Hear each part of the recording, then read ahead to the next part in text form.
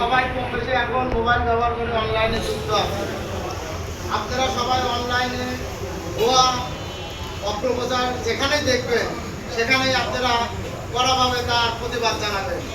সাথী বন্ধুরা আমার, যারা এগুলা করতেছে তাদের উদ্দেশ্যে শুধু একটি কথা বলতে চাই, যত অপপ্রচার করুক, যত যাই করুক, বিএনপির যে জনপ্রিয়তা, বিএনপির যে মানুষের হৃদয়ে ভালোবাসে তার এক চুলো তারা কমাতে পারবে না।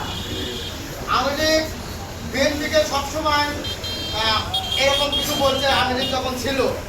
এখন ঠিক কিছু কিছু দল এই বিএনপির জনপ্রিয়তাকে হ্রাস করার জন্য, বিএনপির জনপ্রিয়তাকে দুর্বল করার জন্য, কমানোর জন্য বিভিন্ন চক্রান্ত করে অনলাইনে এই অপপ্রচার চালাইছে।